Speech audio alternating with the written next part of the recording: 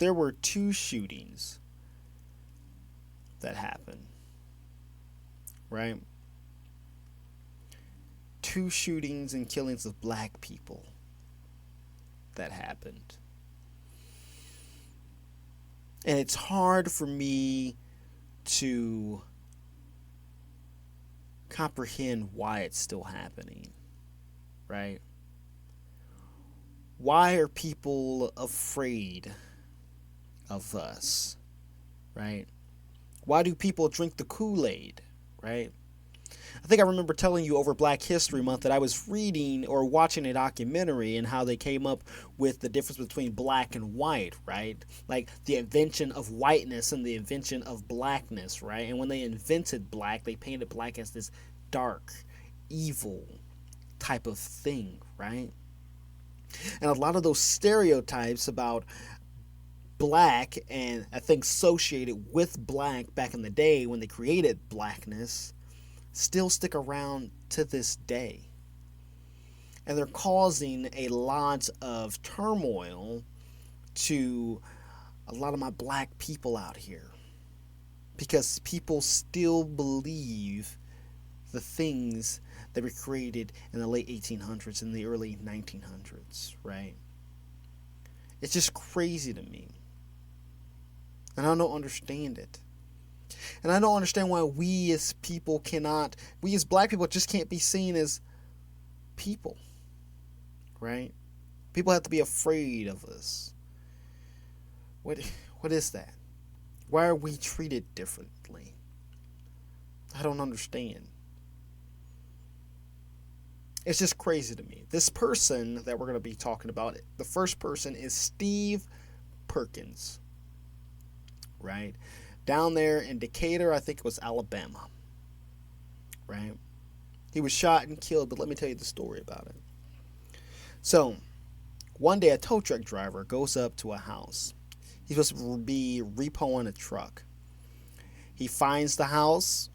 He pulls up to the house and he pulls up to the truck and he starts hooking onto the truck. The person comes out with a gun and says, "Hey, man, you ain't taking my truck." And he's like, "Listen, man, I got this thing I got to do. It's right here. It says I need to take this truck." And Steve Perkins, the homeowner, the owner of the truck, says, "You are not taking my truck." So the tow truck driver drops the truck. Later, he calls the police. He says, "Hey, I got to go do a repo, and there's this black guy with the gun who is not letting me take his car. I need your help with this," right? So the officers assist the tow truck driver. And when they go out there to assist him, they shoot and kill Steve Perkins. Now, I'm going to show you a video, and it's very hazy, and you can barely see it, but just to hear how the events went on. So here is the video of Steve Perkins being shot. Hey, police, get on the ground!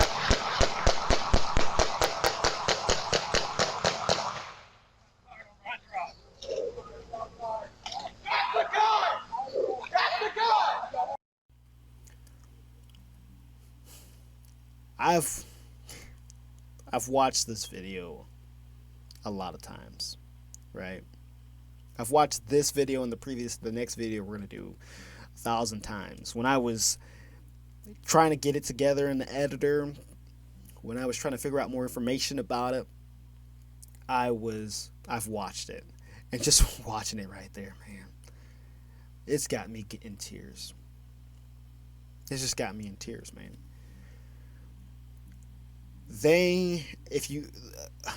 One of the things that really got me is that there was some body cam videos that came out, and I had to dig for that, and I lost it.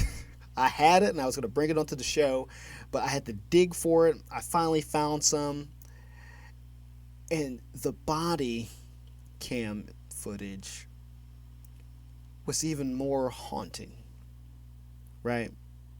Because when the tow truck driver called the police, no one knocked on Steve Perkins' door and said, "Hey, We heard that you pulled a gun out on this tow truck driver as he was trying to take your car. We're gonna let you know that, hey, one, you can't be pulling a gun on anybody. Two, he needs to take your car because it's his job, and we're going to assist him with that. They didn't do that. The tow truck driver didn't even go up to the door. You know what they did? The tow truck driver didn't knock on the door or talk to Steve. He just drove up like he did before, hooked onto the truck. As he was hooking up to the truck, police officers hid. I don't know if you saw in that video, you saw the police officer running across the yard there. But in this body cam picture or video that I was watching, you could see the police officer behind, I think it was a trash can. It might have been a trash can or a car, with his gun ready. Steve comes out, and as you heard in that video, they said, "Hey, police." Didn't say put your hands up. Didn't say get on the ground. Didn't say drop your weapon. They said, "Hey, the police." Pow, pow, pow, pow, pow, pow, pow, pow. He's gone. He's dead. There are children who just lost a father. There's a woman who just lost her husband. And you want to know the most sad part about that whole thing? The tow truck driver had the wrong house. The tow truck driver had the wrong house. The wrong car.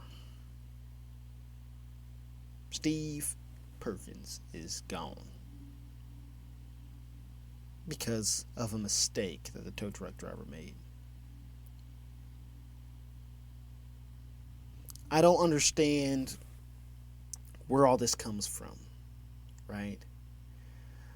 I don't understand I don't understand how you can be a police officer and do something like this, right? In a lot of police organizations' logos, it says to serve and protect. To serve and protect. But to serve and protect who, man? You were serving the tow truck driver. And you were protecting the tow truck driver from a person who was just trying to do what he was supposed to do as a man. He saw his property being taken away by someone who it didn't belong to him. And he was trying to protect his property. And he's in Alabama. You know, woohoo! Country. Everybody and their mama's got a gun. Down south. But he was protecting his property, protecting his family, because you guys decided to come in the dead of night, protecting his house. And you guys shoot and kill him. And then the crazy thing about this is, no one said a thing about this for a whole entire year. This was just local news. Might have been national. But I don't remember seeing anything about it. And that don't mean anything. But I don't remember seeing anything about this case. Right? And it wasn't until 2024 that it popped up on TikTok. And the reason why it popped up on TikTok was because they had finally prosecuted or finally chose someone to go to jail for it. And the person's going to jail for it. And the thing, this motherfucker, the person, when he's taking this mugshot, he's got a little smirk. Like, yeah, I did it. I killed him. It's ridiculous. It's ridiculous. Another shooting that happened to a black person, it hit me even more. It happened in my hometown, in Springfield. I was talking to my partner last night, and I said, you just never think that something like this is going to happen in your small town. You've lived there all your life, and you always think this can never happen here, right? I figured Springfield was diverse enough to not have police officers like that. You know? Guess that's just a fantasy, you know. You live in a town forever, you just, oh, everybody's nice here. But there was a young lady who was shot in Springfield, and that hit me hard. I kept seeing her name over all in Springfield, and people were like, say her name, and all this stuff was popping up. And so I thought, I'm going to look and see what the hell's going on. What's happening in my hometown? And then I watched the video, man. It's ridiculous, man. I watched that video, and it just blew my mind. And it still pains me, but we're going to play it here. They cut out, there's no blood or anything. I mean, you get the gist of what's going on. And so here is the video of Sonya Massey and her interaction with the police in my hometown. One task at a time here. Okay, let me Here, grab your ID for me. Okay. Your ID. One task at a time. So let's do an ID, and then you can dig around for your paperwork. I don't know where my ID is. You Is it in that stack right there, maybe? Okay. 1 second. check on her. Let me get this. No, we don't need a fire while we're here. Right. Okay. Let me see. Okay. Where you going? Huh? Where you going? Away from your hot steaming water. Away from my hot steaming water? Yeah. Oh, I rebuke you in the name of Jesus. I rebuke you in the name of but nah, I swear to God, I'll fucking shoot you right in your face. Okay, I'm sorry. Drop the pot! Drop the pot! Drop the 19 shots fired. Shots fired! Shots fired! Drop the pot!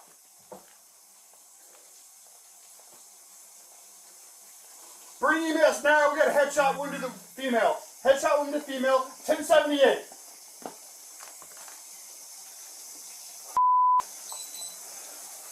I was on. I'm gonna go get my kit. No, dude, she's done. You can go get it, but that's a headshot. What kind of threat was she? How was she going to attack them? She had a pot of hot water, and he shot her in the head. What happened to injuring people? Not killing them. What happened to that? You know? Just it's crazy because she called the police, right? She called the police because she heard some noise outside of her house, right? She heard some noise outside of her house, so she called the police, right? You know, later on, the family would report that she was diagnosed with paranoid schizophrenia. She was a schizophrenic, right? So she heard noises outside her house, right? She called the police. The police get there. They say, we don't hear anything. They start to question her, ask her for her ID, ask her for her papers, said she took her medicine, you know. As she's looking for her ID, as you saw, they see the hot water and they say, hey, go turn that hot water off.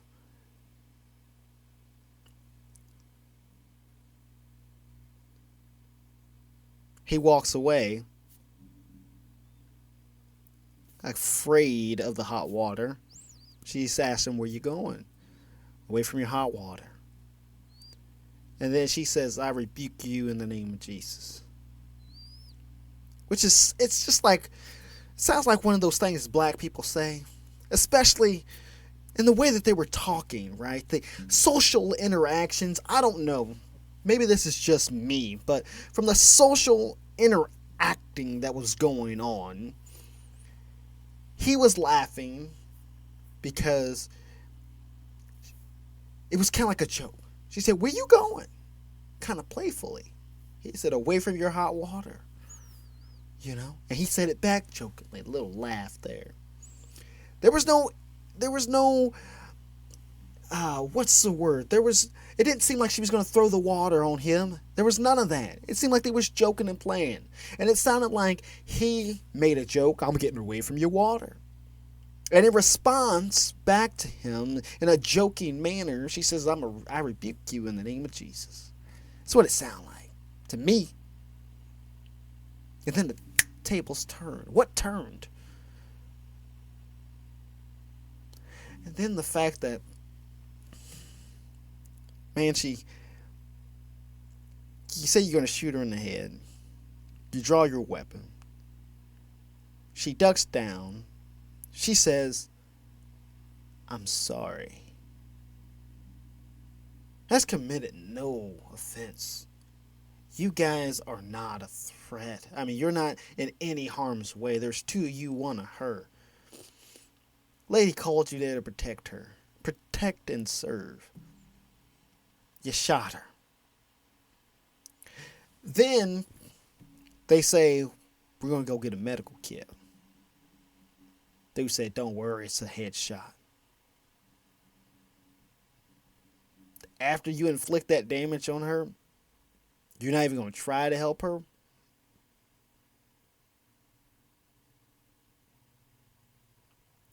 What makes me upset is these two incidents were just black people living their lives. They weren't causing trouble. One of them was trying to protect his property. The other was trying to seek assistance from the police. And they are gone by the hands of the people that are supposed to serve and protect them. How am I supposed to feel about that? How am I supposed to feel when I see people that look like me, that act like me, are putting their trust into these people that are supposed to serve and protect them? How am I supposed to feel about that?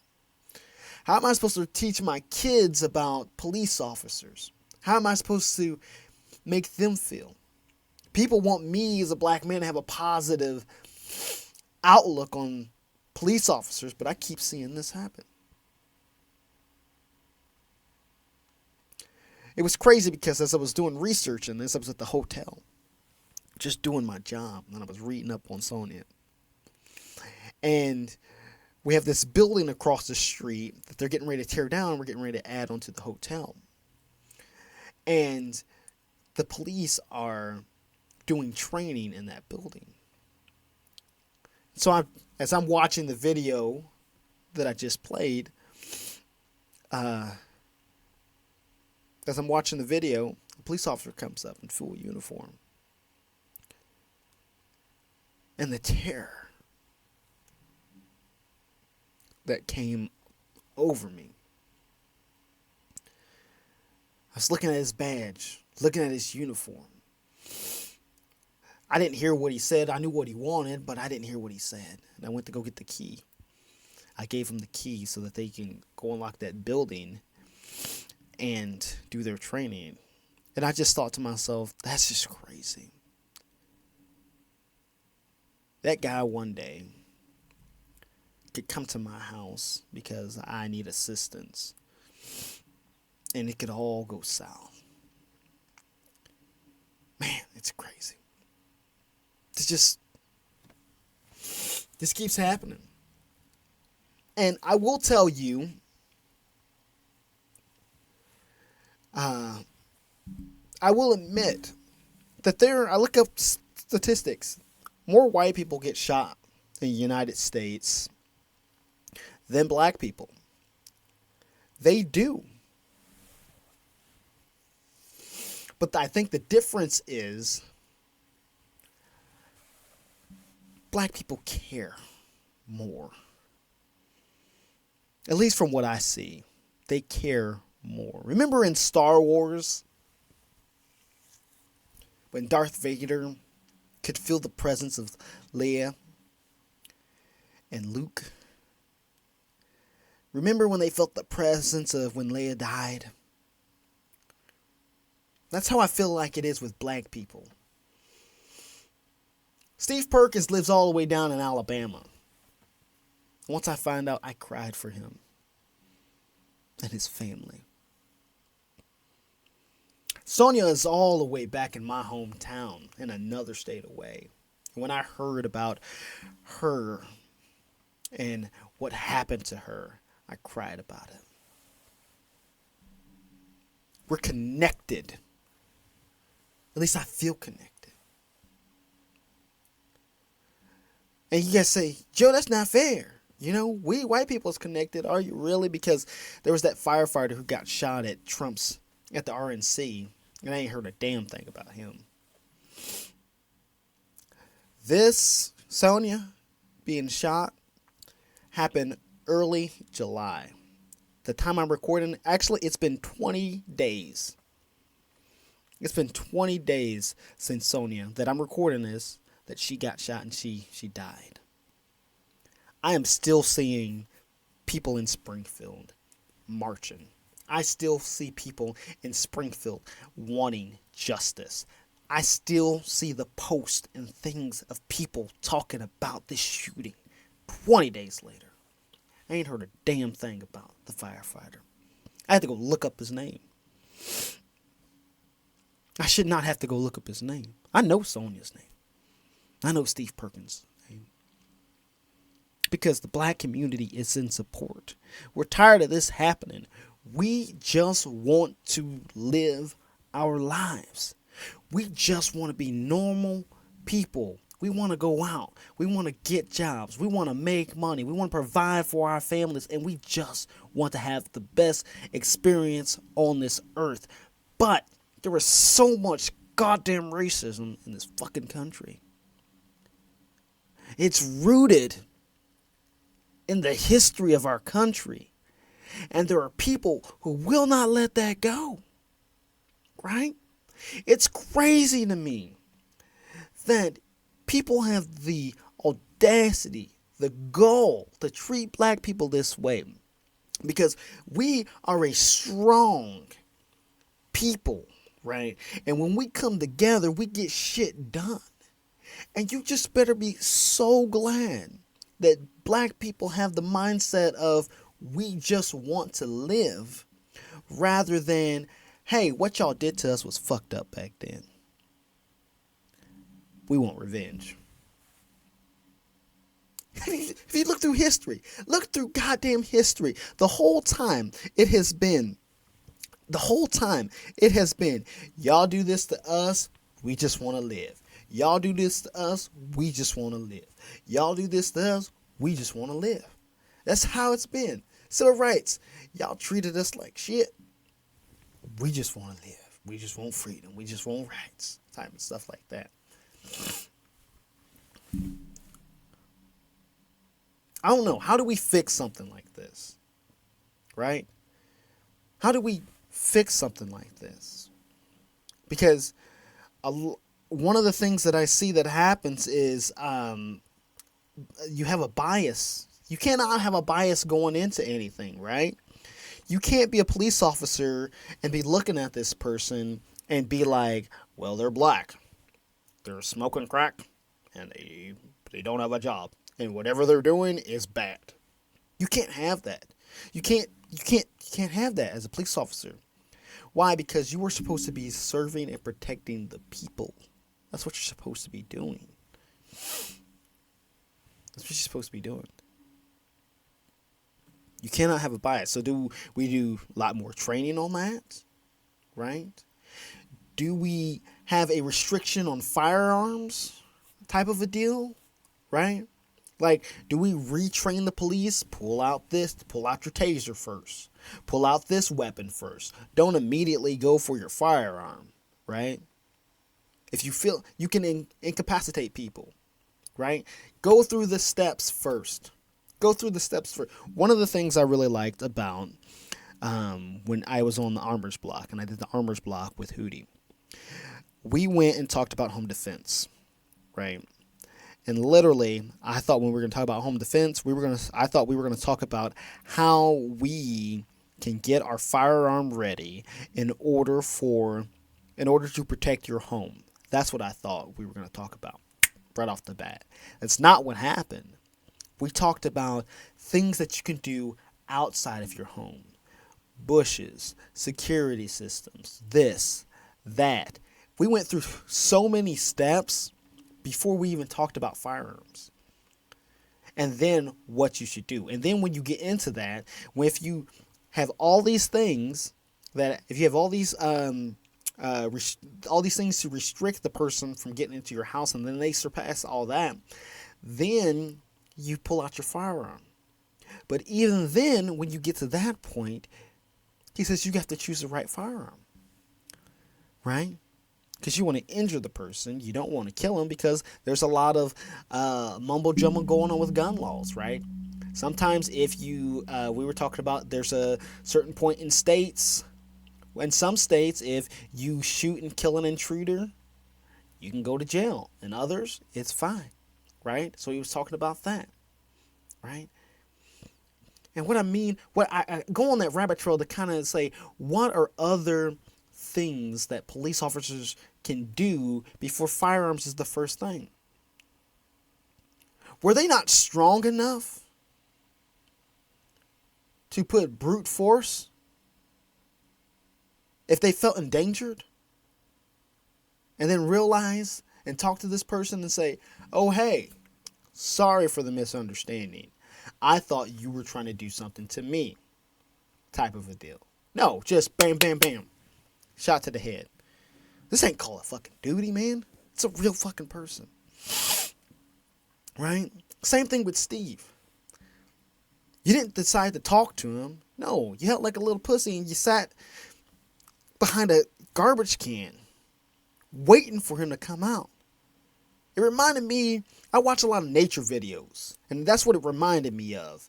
A freaking predator stalking its prey. What it reminded me of. And what was there for Steve? There was like 4 or 5 police officers that was going after him. I think they said in the news from, I think it was WAFF 86 that you can see there. I think they said 13 shots. 13 shots rang out. And as you saw in that video, there was a lot of shots that rang out. It's just crazy to me. What can we do to stop this? What can we do? Because something needs to be done. We need to stop this. Police officers are not the judge. They're supposed to look over the law and protect the law and keep people within that. Make sure people abide by the law. They are not the judge. You don't get to make that decision, oh, this person's a bad person, you're going to jail type of deal. I think as a police officer, what I would have done in that situation is assess the situation. Talk out the situation. Because that escalated pretty fucking bad with Sonya. It escalated pretty bad with Steve. What are we going to do to stop stuff like this? One of the things that I think we can do is realize that people are people. Right? That's what I think we can do. Because if you thought that, hey, these people are people, you would have thought twice about shooting Steve. You would have thought twice about shooting Sonya. Right? Hell, I may even go as far as you would have thought twice about shooting Trump. Right? I don't care if you hate him. I don't care if you love him. Trump is a motherfucking person too. Right? And he was shot at. Because here in the United States, we don't think about people as people. And firearms, we like, hi, firearms. It's embedded in America's history as much as racism is, right? And man, and we need to figure out something. This can't keep happening. We need to stop treating people of color like they're fucking animals. Because as we've seen in Black history that we've done on this show, Black people have done so much. Black people, the reason why everything is the way it is in the United States is because of Black people. They helped build this country. They helped make this type of music. They invented so many things that we use today, right? Literally, I'm running this on computers, right? I'm running this on computers and electronics right now. All this stuff I have here has resistors in it, right? It has resistors in it. Do you know who the resistor was made by? A black man. If a black man had not created the resistors, we would not have any of this electronics, any of these computers.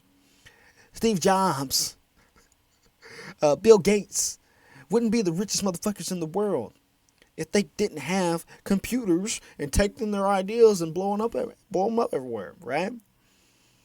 Black people are so beautiful. They're so strong and resilient. And you know what? And that's just me talking about black people because I'm black. We're not even talking about all the Asians and Latino people and Native American people and just all the people of color here in the United States, man. We're beautiful. We're strong. And what happens is, because the color of our skin, a lot of people see us as different and they hate us because of that. And we need to get away from that. It is 2024, man. Stuff like this should not be happening. I went up and looked at the amount of people shot by police since... That's what I just looked that up. And when I looked that up, it didn't have a list like normal. Like if you go to Wikipedia and you look up Eddie Murphy movies, right? It'll have Eddie Murphy's picture, a little bit of information about Eddie Murphy, and then it has a list of Eddie Murphy's movies, when he did them, what character he played in those movies, films, or music, right? And you do a couple of scrolls. You know, you go, okay, there's the first page, scroll, there's page 2, scroll again, page 3, it's done. You have all of Eddie Murphy's movies in 3 scrolls, right? I looked up people of color shot by police. It didn't say that, it didn't have a list. You know what it said? It said, what year you want? I said, years? All the way since 1900. What year you want? And I clicked on, what was it? It was like 1900 to 1901. Gave me a list. I was like, scrolling and scrolling and scrolling and scrolling and scrolling and scrolling. I didn't even get to the fucking end of it. Of how many people of color were killed in between 1901 or 1900 and 1901. I didn't get to the end of it. It was that fucking long. And I was thinking to myself, if this one is this long, I don't want to go to 2024. I don't want to go to 2012. I don't want to go to 06. Because I'm afraid of what it seems. What I would see, man. It's just crazy. You know?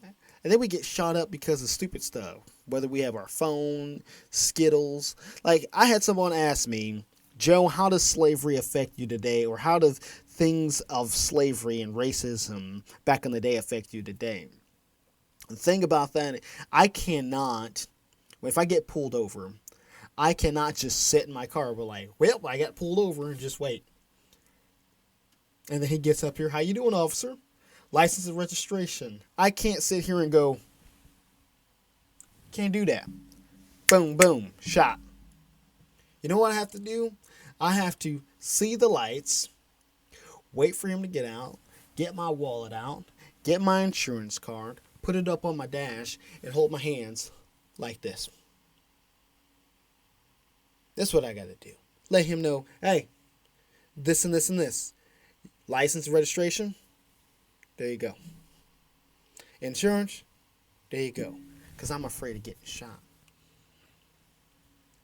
I shouldn't be like that. Shouldn't be like that. Shouldn't be like that, man. So what we gonna do? That's my big question. What are we gonna do to make this right? People gotta stop dying. Black people gotta stop dying. People of color gotta stop dying, man. We here to stay. Man. We are here to stay. And I think that's why so many people are excited about what's getting ready to happen.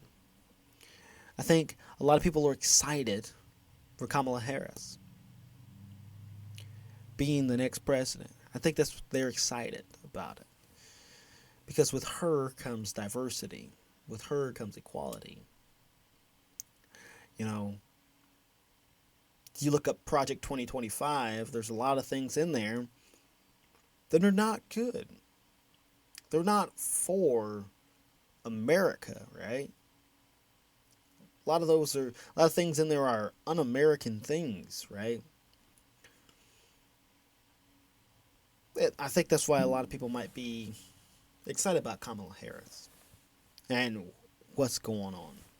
Her running for president, you know? I haven't done too much research about her. I've looked into a little bit about what she believes and how she thinks and what she wants to do. And after reading a little bit about it and figuring out what her plans are and what she wants to do and what she stands for, I have hope. A little bit of hope. You know? I just want to live in a nation where I can feel safe. Where I can raise my kids safely. You know? I don't want to have to teach my kids the things my parents had to teach me as a kid. Right? The way you have to act. You know? Stuff like that. I was 10, 11 years old and my parents were telling me, you got to make sure when you don't look suspicious, you know, because you already fit the profile. I'm 12, telling me I already fit the profile. You know, Joe, you got to make sure the world is going to start treating you different. That's one thing he used to tell me. The world is going to start treating you different. As I started becoming a teenager, 13, the world's going to start treating you different. I didn't understand that for the longest time until I got older. And I am a black man. And the crazy thing about that is, I'm not even the biggest black dude. When it comes to when you think of big black dudes, I'm one of the small ones, man. I'm one of the small ones. The people are afraid of me. My smile. The way I talk.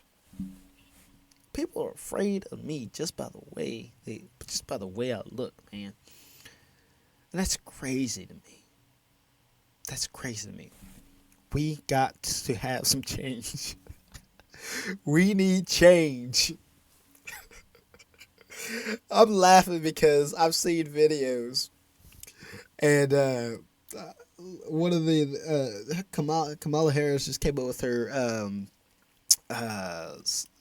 slogan for her running for president, and it's like, we're not going back. We're not going back. We're not going back. We're not going back. That's what I was thinking about saying. Type of a deal. But that's my question to you today, listeners, viewers. How do we stop this stuff from happening? How do we get to a place of love, peace? How do we do that, man? I want to know.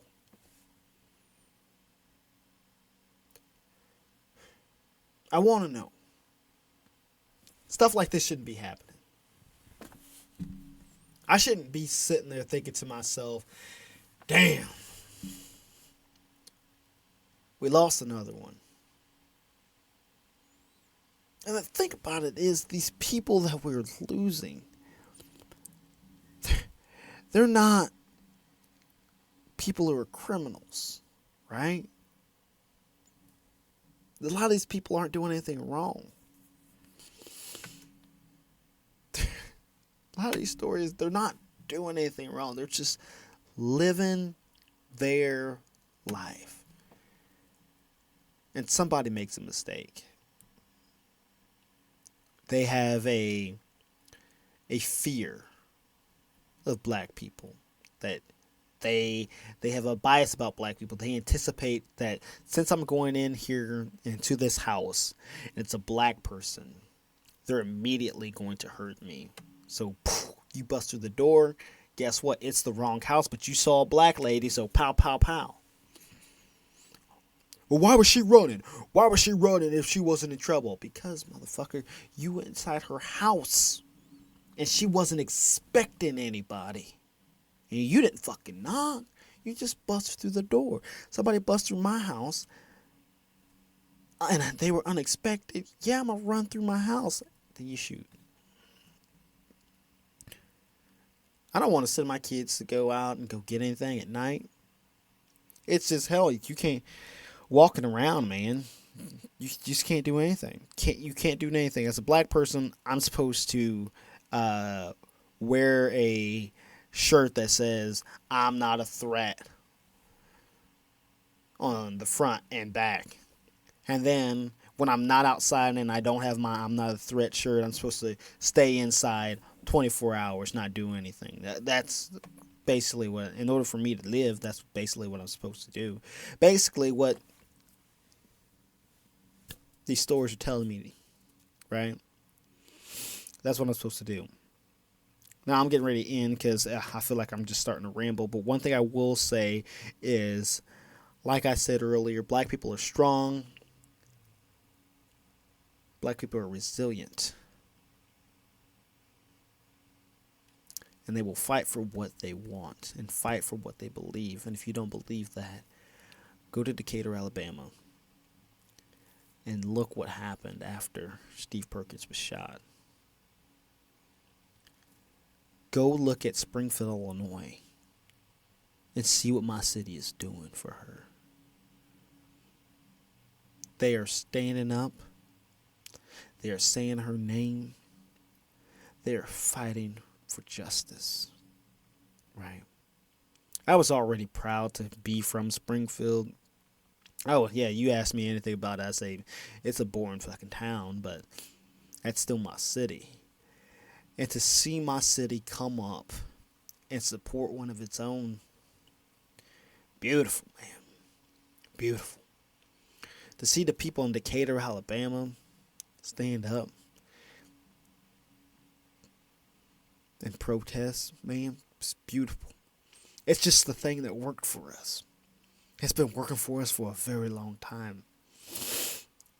And it's a beautiful thing to see. But I just know, I feel like I'm one of those people who is basically saying, hey, let's try to fix this and let's try to become united before black people just get too tired, man. Before black people just get too tired. Because I think we were forced, nobody wants to mess with. Because not only, if you mess with black people, not only do you have black people, you got everybody. You got everybody. You got all people of colors. You got, like, it's crazy. Like, they're only going to put up with it so much. You got gays, trans, lesbians, Asians, Latinos. Like, you have everybody gonna come together. You just can't do it, man. I just don't know.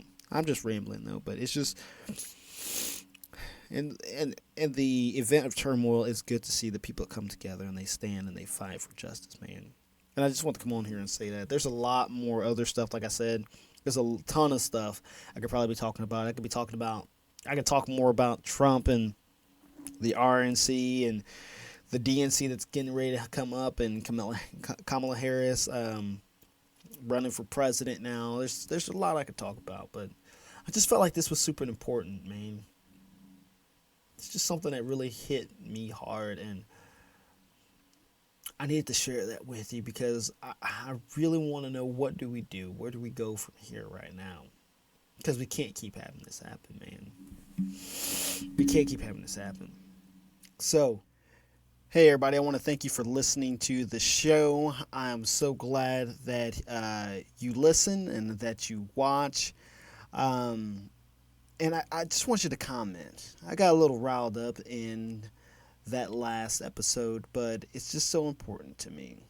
And I really want to get out there and speak my mind and my opinion, but I would love for you to leave a comment. What are your thoughts on that? How can we make all this stop? So make sure you go to Facebook at Gateway Pro Production, Instagram at _Boulder-2020. Check us out at TikTok at the same place. And then make sure you look us up over on YouTube at the Boulder Dash Podcast. That's where you can watch the episodes. And I'm going to start making it to a point to where you can only watch the episodes on YouTube. So on Spotify, you'll be able to listen to them. But when you're at YouTube or any of our platforms, make sure that you like and subscribe to us, because when you do that, it makes us become bigger and better. And so I just want you to go out there and do all that. And I hope that you go out and spread love and peace all throughout the world, okay? Because that's something that we need. So make sure you do all that. And I will see you guys next week. Thank you so much for listening to the Boulder Dash Podcast. I will see you guys later. Bye-bye.